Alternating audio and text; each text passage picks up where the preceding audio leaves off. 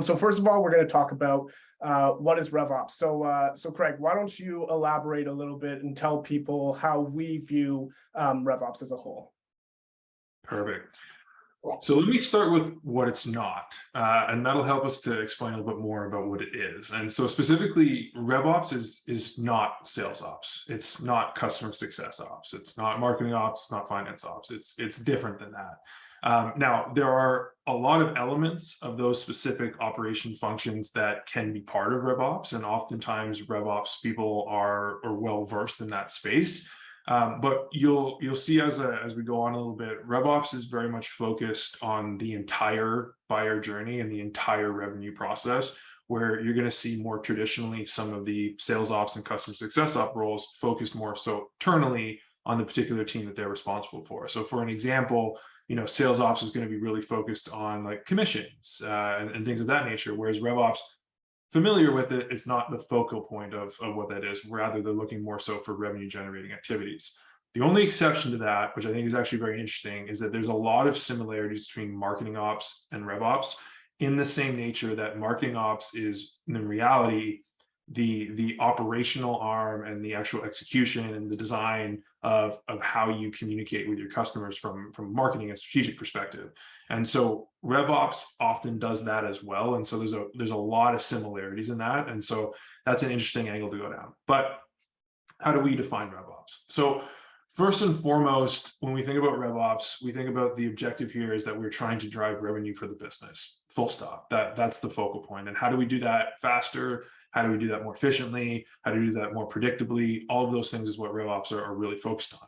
Now, the way that RevOps does that, though, is in a few ways. And the way that we define that is first and foremost as being buyers advocates.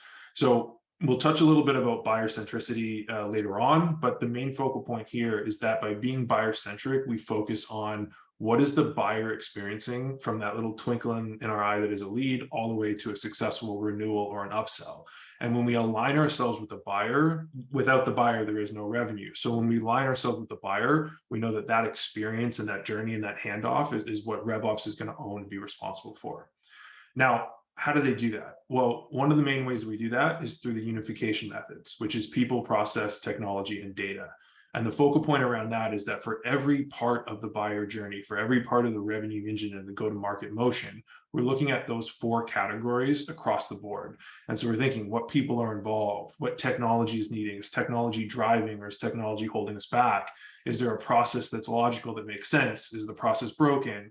Is it supported by adaptable data? Is the foundation of data actually propelling, an asset as opposed to a liability? And all of that is done for what we also refer to as the 3 R's of RevOps, which is right person, right time, right way. That's both internally focused and externally focused. The internal focus point is, are the right person from the company doing the right thing at the right time to actually generate that revenue or drive business forward? But externally focused to say, when we're working with a company or a prospect, are we speaking to the right person, the buyer or the internal champion? Are we engaging with them at the right time for their business or for their market? And are we working with them in the right way, the way that they best receive that type of engagement? And so that's a really big focus. So I think the other thing that we often hear a lot is, when should businesses start thinking about RevOps? And so Seb, do you want to tell us when we should be thinking about it? Yeah, exactly. So we actually get this question a lot, and really the short answer is yesterday, and the next best answer is right now. And why is that? Well, businesses naturally acquire the technology before acquiring the people with the expertise to fully leverage it. And this is perfectly normal. And in fact, it's the right move. However, once these tools are acquired, and then there's no plan in place to either hire someone internally who knows how to build or manage them, or maybe even engage with a company who could help advise and manage these systems, that's where things can start to go wrong.